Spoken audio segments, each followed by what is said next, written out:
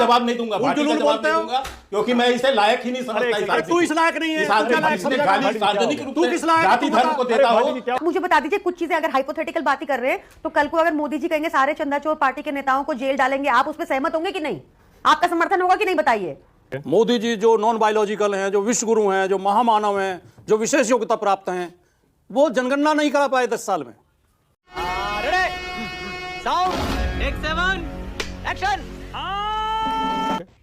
राजकुमार भाटी जी, भाटी जी, हो गया 2/3? मैंने भी सारे आंकड़े दिखाए, 2/3 तो हो गया ऐसा लग रहा है। एनसीपी शरद पवार गुट की तरफ से सुप्रिया सुले की बात आपने सुन ली, नरम पड़ गई है वो तो एकदम। आपके आंकड़ों से भी संतुष्ट हूं, और भारतीय जनता पार्टी में कुछ नेताओं ने जिस तरह जोड़ तोड़ में महारत हासिल कर ली है, 18 घंटे कोशिश करके वो दूसरी पार्टियों को तोड़ के, सांसदों को धमका के, खरीद के, बहला के, फुसला के जिस तरह दल बदलवा देते हैं, संभव है कि वो 2/3 का आंकड़ा पार कर लें। लेकिन सवाल ये है मानक गुप्ता जी कि जब संविधान का स्पष्ट प्रावधान है और सुप्रीम कोर्ट का भी स्पष्ट आदेश है कि जनगणना के बाद ही परिसीमन आयोग का गठन किया जाएगा और जनगणना के आंकड़ों के आधार पर ही परिसीमन होगा, तो माननीय मोदी जी और उनकी सरकार बहाने बना बनाकर जनगणना से क्यों बचना चाहती है? बेशर्मो, शर्म करो, शर्म। देश में जब से जनगणना शुरू हुई अंग्रेजों के टाइम से और आज की तारीख तक पहली बार ऐसा हुआ है कि 10 साल के बाद जनगणना नहीं हुई। चलो 2 साल के लिए कोविड था, 2 साल बाद करा देते, 11 में हुई थी यद्यपि पहले कई बार ऐसे संकट आए हैं।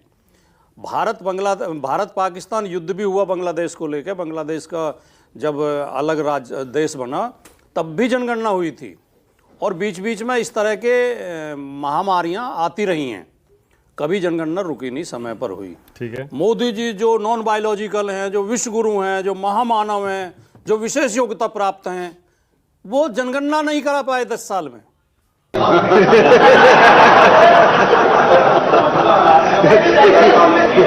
21 के बाद अब 26 में हम बैठे हैं, 5 साल गुजर गए हैं, तो या तो वो इसमें क्योंकि जाति जनगणना जुड़ा हुआ है, या तो उससे डरे हुए हैं, उससे भयभीत हैं।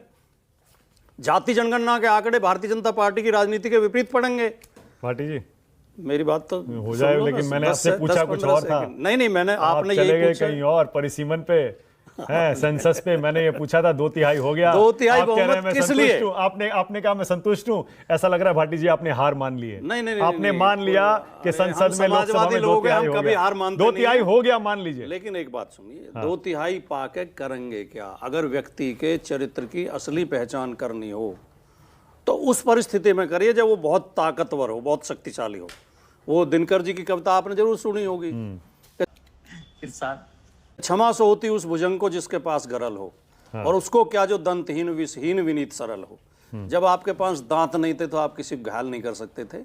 अगर आपने दांत हासिल कर लिए हैं और फिर भी आप दया दिखाएं और उदारता दिखाएं तो आपके अंदर महानता है। और अगर बहुमत के बल पे आप दादागिरी करना चाहते हैं, बहुमत के बल पे आप देश के संविधान को तकिया के नीचे लगा के सोना चाहते हैं, देश की जनभावना के आप बेकदरी करना चाहते हैं, तो ये भी देश के सामने आ जाएगा। सुप्रिया सुले जी क्यों जा रही हैं एनडीए के साथ? ये तो सुप्रिया सुले बता सकती हैं। अभी तो हमें लगता नहीं कि वो जाएंगी। तो उनका बयान है, दोबारा सुना दूं? नहीं, मुझे नहीं लगता। आपने सुना था अभी जब मैंने चलाया था? ना मैं सुन। सुप्रिया सुले जी का बयान दोबारा चलाइए जरा। नहीं, उसकी जरूरत नहीं, मैं चाहता हूँ सुन लें एक बार, आप सुन लें। वाह बेटा, लगता है तुम गू खा के ही मानोगे। सुप्रिया जी ने जो कहा है वो स्टैंड तो हमारा भी है। हम तो चाहते थे महिला आरक्षण बिल 24 से ही लागू हो जाए, 23 में पास हो गया तो 24 से लागू होना चाहिए। 50% सीटों का तो आप विरोध कर रहे हैं। नहीं, सुन तो लीजिए आप। सुप्रिया जी ने कहा है कि हम चाहते हैं महिला आरक्षण बिल लागू हो, परसीमन को लेकर हमारी कोई बात नहीं हुई है। परसीमन जो कर रहे हैं बिना जनगणना के, वो केवल इतनी बात नहीं है कि 50% सीटें बढ़ा देंगे। सवाल यह है कि जनगणना से क्यों बचना चाहते हैं? जनगणना के आंकड़ों, संवैधानिक व्यवस्था यह है कि बिना जनगणना के परसीमन आयोग का आप गठन नहीं कर सकते, बिना ताजा आंकड़ों के। अगर उसके बिना आप परसीमन करते हैं तो गैर संवैधानिक होगा। और ताजा आंकड़ों पे आप करने नहीं दे रहे। नहीं, ताजा आंकड़े जनगणना ही नहीं हुई। आप चाह रहे हैं? हुई नहीं, पर आप चाह रहे हैं। हम यही चाहते हैं कि पहले जनगणना हो, उसके बाद जनगणना के आधार पर परिसीमन हो जाए, परसीमन आयोग बने और जनगणना के आधार पर परिसीमन हो जाए। मोदी जी और फिर देखिए, फिर पीछे बात तो सुन लीजिए मानक जी, मैं बहुत जवाब तो दे रहा हूँ। बीच में ना बोल। मोदी जी और अमित शाह की इच्छा से नहीं, नियमानुसार जो परसीमन के नियम है उन नियमानुसार परसीमन हो। परसीमन तो होना ही है। और हम उसके समर्थन में होना चाहिए, है ना? और सीटें बढ़नी चाहिए। बस ठीक है। सीटें लोकसभा और विधानसभा की सीटें बहुत यहाँ जहां हम बैठे हैं इस सीट पे, लोक विधानसभा सीट पे 10 लाख के करीब वोट हैं एक विधानसभा में, जबकि 10-10 लाख की आबादी के तो 100 के करीब देश हैं दुनिया में। तो इतनी बड़ी सीटें तो फिर तो 50% को आपको सपोर्ट कर देना चाहिए। 26 लाख 50-50 30-30 लाख सी वोट जो है एक लोकसभा में हो गई हैं, तो परसिमन होना चाहिए। छोटी लोकसभाएं, छोटी विधानसभाएं बननी चाहिए, उनकी संख्या बढ़नी चाहिए, जनप्रतिनिधित्व, जनता को प्रतिनिधित्व मिले, ये सही है, उसमें कुछ गलत नहीं है। लेकिन नियमानुसार होना चाहिए, संविधान की भावना के अनुरूप होना चाहिए। लोकतंत्र को ना कुचला जाए, संविधान को ना कुचला जाए, मनमर्जी ना चलाई जाए, तानाशाही ना चलाई जाए। मतलब 50% मुझे क्रेडिट नहीं चाहिए। अगर बढ़ाई जाती है तो आप समर्थन बिना करेंगे? परसिमन आयोग के होगा, बिना जनगणना के होगा, हम विरोध में हैं। और ये उसमें तिकड़म करना चाहते हैं, ये अपने तरीके से सीटों का बंटवारा करके उन्हें काट कूट के इन्हें अपना फायदा देखना चाहते हैं। ओके, मतलब अगर ताजा जनगणना करा के उसके बाद परिसीमन ताजा होता क्या है? होती है? जनगणना ही नहीं हुई, जनगणना कराएं। 2011 में तो हुई है ना, पूरी होने दें। 2011 में तो हुई है ना। 2011 की जनगणना पे परसिमन आयोग हम नहीं बनाएगा 15 साल बाद। क्यों नहीं बनेगा? पहले जनगणना करें, फिर तो आप 47 की पे बना सकते हैं, 1931 की पे बना आप सकते हैं। ताजा पे चाहते हैं ना? नियम ही ये है, ओके, स्पष्ट आदेश है उसमें। ठीक है, हाँ, परसिमन सही के। कह रहे हैं आप, सही कह रहे हैं आप, बिल्कुल सही कह रहे जनगणना करा के उसके आंकड़े आने के बाद परसिमन आयोग का गठन किया जाएगा और सीटों का परसिमन किया हैं। जाएगा। ठीक है, तो आप चाह रहे हैं 2026 में जो जनगणना शुरू हो रही है उसके आधार पर परिसीमन हो, ये पहले पूरी की जाए, उसके बाद परसिमन आयोग बने, इसे जल्दी पूरी करा दें। ठीक है, ओके, और उसके आधार पर परिसीमन हो जाए। हाँ, हमें कोई दिक्कत नहीं, और उसके कोई आधार से आपत्ति नहीं। सीटें सबकी बढ़ जाएं। जी जी, और उसमें 33% महिलाओं को दे दिया जाए, कोई दिक्कत बिल्कुल नहीं। दे दिया जाए ठीक है। महिलाओं। यानी जब बिल आया था लोकसभा राज्यसभा में, हमारी पार्टी ने समर्थन किया था, हमारे समर्थन से महिला बिल पास हुआ है। सही कह रहे हैं, ठीक है। तो यानी 50, क्या बात है सर, क्या बात है सर, क्या बात है। ये 50% विरोध में नहीं है। यानी 50% जो सबकी बढ़ाने का प्रस्ताव है, आप उसके खिलाफ हैं? नहीं, मैं तो बार बार कह रहा हूं, आप मुझसे इनके प्रस्ताव पे क्यों हाँ करवाना चाहते हैं? तो मना कर परसिमन दीजिए, आयोग, फिर मैं हाँ नहीं करवाना चाह रहा हूं, आप बोल दीजिए नहीं सपोर्ट करेंगे। परसिमन करेगा परसिमन आयोग। हाँ। मोदी जी और अमित शाह नहीं करेंगे। आप मोदी जी और अमित शाह के प्रस्ताव पे मुझसे बुलवाना चाहते हैं। भाई वही तो लाएंगे उनके संसद में प्रस्ताव पे प्रस्ताव। हम कोई चर्चा नहीं करें, परसिमन चर्चा आयोग क्यों नहीं तय करेंगे करेगा। भाटी जी? ये क्या बात? तो स्टैंड तो लेना पड़ेगा आपको, या इन्हें- तो आप सपोर्ट करेंगे या उसका विरोध करेंगे इन्हें केवल- या वॉकआउट करेंगे। बताइए, मैं यही तो सुनना चाह रहा हूं। मैं तो विरोध कर रहा हूं। हाँ। कि वो संवैधानिक व्यवस्था का उल्लंघन है। हाँ। मैं तो विरोध कर रहा हूं खुलेआम। परसिमन आयोग तय करेगा कि किस तरह परसिमन होगा। आप केवल परसिमन आयोग गठित कर सकते हैं, आप सीटों को परसिमन नहीं कर सकते। ओके, प्रदेश के प्रधानमंत्री को या गृह मंत्री को यह अधिकार नहीं है कि वो परसिमन करे। अच्छा, ठीक है। वो परसिमन आयोग का गठन कर सकती है, वो भी संसद करेगी। ठीक है, ओके। के बस हवा निकल गई। जी कुछ और बोल रहे हैं। वो मध्य प्रदेश का आंदोलन निपट गया, वो नरोत्तम मिश्रा के लोग सड़क पर पुलिस पर पथराव कर रहे थे। अरे भाई, निपट गया, बीजेपी का झगड़ा नहीं। एक गालीबाज आदमी जो अरे है, गालीबाज के जो शर्मा, आप तुम हो, जाति बदतमीजी धर्म को करते हो, गाली हमेशा बकते चैनलों रहते पे हो, धमक के जाते ब्राह्मण हो। उम्मड़ को हमेशा ऐसे गालीबाजों से मैं बहस करने की और हमेशा स्थिति में धमक नहीं के हूं। जाते हो। कोई शो ऐसा नहीं होता जिसमें धमकाया ना जाए। हाँ, मैं समझा दे रहा हूँ, इसीलिए मैं इनका जवाब नहीं दूंगा, भाटी का जवाब नहीं दूंगा, क्योंकि मैं इसे लायक ही नहीं समझता। अरे तू इस लायक नहीं है, इस तू आदमी क्या लायक जिसने समझेगा? गाली सार्वजनिक रूप तू से किस लायक है? जाति तू धर्म बता। को देता अरे हो, भाटी जी, क्या हो ऐसे गया? व्यक्ति से बहस करने लायक नहीं है। अरे मैं एक सेकंड, मानव जी, तू मुझे कहेगा तो तुम्हें सेपरेट जवाब आप दूंगा प्रश्न मैं। कीजिए, मैं जवाब दूंगा। वो बोल रहे हैं उनको मैं जवाब दूंगा। इस ये बदतमीज सम्मान आदमी से करेंगे, मुझे दुगना बात नहीं सम्मान करनी। करूंगा ना मैं इसकी बदतमीजी जवाब करेगा दूंगा। तो बदतमीज सुनेगा। क्योंकि ये गाली कोई भी हो, खुदा भी हो। अपनी जात समाज को गाली बकता है आदमी। अरे तू सबको ये गाली इतना बकता नीच आदमी है, है, तू इतना हर शो गिरा में हुआ धमकता आदमी। है। एक सेकंड बंद इसको तुझे माफी हर शो में धमकाया एक जाता सेकंड है। बंद करिए, बंद करिए। बेइज्जत होके जाता एक मिनट है। बंद करिए भाटी जी, एक सेकंड। ये क्या मतलब है? प्लीज भाटी जी, आपको उन्हें टोकना चाहिए था, मैं आप दोनों मुझे टोक रहे हो। को, भाटी जी मैं दोनों को टोक रहा हूँ। शुरुआत मैंने करी थी। भाटी जी सुनिए, मैं बताता हूँ भाटी जी, रुकिए ना एक मिनट। अरे रुकिए तो सही, मैं बता, अरे मैं बता रहा हूँ, रुकिए ना एक सेकंड।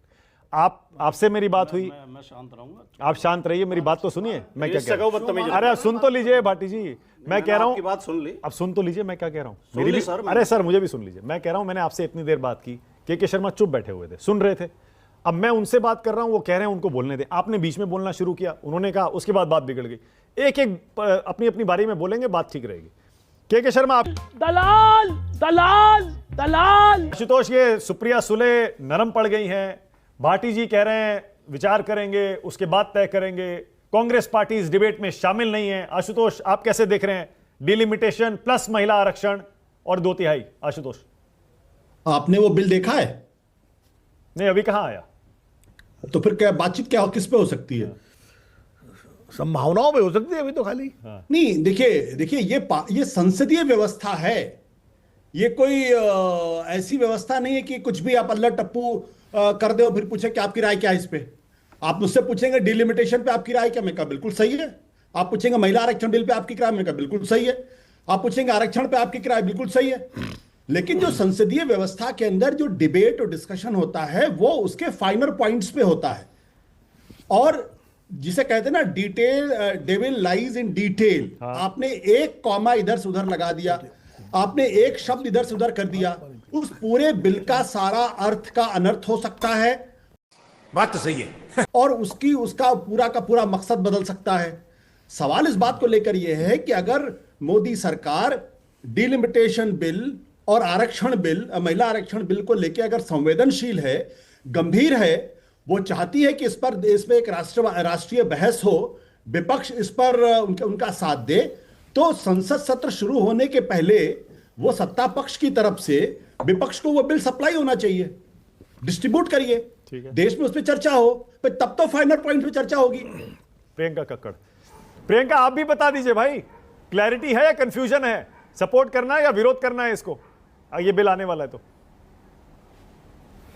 मानक जी, जब सामने है ही नहीं मसौदा, we don't know what the draft says, तो उस पे ओपिनियन देने में तो डिफिकल्टी होगी ही। आप मुझे बता दीजिए, कुछ चीजें अगर हाइपोथेटिकल बात ही कर रहे हैं, तो कल को अगर मोदी जी कहेंगे सारे चंदाचोर पार्टी के नेताओं को जेल डालेंगे, आप उस पर सहमत होंगे कि नहीं? आपका समर्थन होगा कि नहीं, बताइए। ये तो एक पॉसिबल बात है ना। अगर कल को मोदी जी कहेंगे मैं सोनम वांगचुक से जाऊंगा मिलने के 18 दिन हो गए, अपना फास्ट तोड़ दो, चाहे हमारे नेताओं के बच्चे जाके विदेश में पढ़ते हैं और देश में आके उनको लेटरल एंट्री मिल जाती है, पर आम आदमी का बच्चा सुसाइड कमिट कर रहा है, अगर मोदी जी उनसे बात करेंगे, आपका सपोर्ट होगा कि नहीं? ऑब्वियसली होगा ना। जो ठीक बात होगी उसमें सपोर्ट होगा ही। पर यहां पे कैसे अब आपको एक मतलब एक डिलिमिटेशन एक्ट को यहां पे जानबूझ के बड़ी चतुराई से बार बार विमेन रिजर्वेशन बिल के साथ जोड़ दिया जाता है। आप जब विमेन रिजर्वेशन बिल, जिसका सारी पार्टी ने समर्थन किया था, विमेन रिजर्वेशन एक्ट बन गया, उसको पढ़ेंगे तो उसके हिसाब से भी 2029 से ये लागू होना है। But what is stopping the BJP आज से कर दे? इतने चुनाव निकल गए, बंगाल चुनाव निकल गया, उसमें 33% रिजर्वेशन नहीं किया। सिर्फ बिहार की कैबिनेट में 33% रिजर्वेशन हुआ, वो भी नेपोटिज्म का। वहां पे विमेन कर देते, मतलब देखिए शर्म ही नहीं है। इनके पास ऑप्शंस कम थी, आगे कर दे। तो ये विमेन विमेन विमेन बोलना बंद कर दे। Women are smarter than you think. BJP को समझना चाहिए। तो पहले तो, और ये जो डिलिमिटेशन बिल की बात इतनी वेगली हो रही है, उसमें देयर आर सो मेनी इतने सारे लूप होल्स क्रिएट कर सकते हैं। डिस्कस नहीं करेंगे तो जेरीमैंडरिंग, आपने एक शब्द सुना होगा, उसके लिए ये यूज कर सकते हैं। ये जिस तरह की पार्टी रही है, आज देश में बहुत ज्यादा ट्रस्ट डेफिसिट है इस पार्टी के लिए। हम नहीं, बीजेपी के अपने लोग पसंद नहीं कर रहे बीजेपी को। तो बहुत इंपॉर्टेंट है, पहले ये ड्राफ्ट सामने रख दें, हमने फैसला करेंगे ना, जब अच्छी चीजें लाई है। आप भी बिल देख के फैसला करेंगे ना, सपोर्ट करना है या विरोध करना है? ऐसा ही करना चाहिए ना। मैं तो बता तो रही हूँ, आपको उदाहरण दे रही हूँ। मैं कह रही हूँ आपको, कल को मोदी जी आपको बोल देंगे, मोदी जी तो हमें बोल दिए कि अपने खाने में तेल कम डालो, खुद छुट्टी करें, बाहर घूम रहे हैं। हम तो उसका भी अनफॉर्चुनेटली साथ में समर्थन करना पड़ रहा ना, ऑप्शन नहीं है। तो जनता माफ नहीं करेगी। वोट कटा दिए, ये झूठे लोगों को बोलो, ये बताए कि उसके बाद उन्होंने दिल्ली में वोट कटा दिए, केजरीवाल की कॉन्स्टिट्यूएंसी में 42,000 वोट कटा दिए। हमने वो भी दिखाया, लोगों को मरा हुआ डिक्लेयर कर दिया। ये ऐसी हरकतें करते हैं। इनको ये बोलो ना, सच बताए कि अरविंद केजरीवाल को ऑनरेबली डिस्चार्ज किया, कि भाजपा ने इतना झूठा केस बनाया कि 154 का प्रमाण नहीं है, केस ही नहीं चल सकता। इनको बोलो, ये सब भी बताएं। ओके, भाटी जी 20 सेकंड, मलूक नगर 20 सेकंड, जल्दी से। मैं प्रियंका कक्कड़ को केवल एक बात याद दिलाना चाहता हूं कि माननीय मोदी जी ने 2024 के चुनाव में कहा था कि अगर मैंने ठीक काम किया तो मुझे 400 पार कर देना, और ठीक नहीं किया हो तो 400 से नीचे ले आना। तो बीजेपी को जनता 240 पे ले आई। मलूक नगर, भाई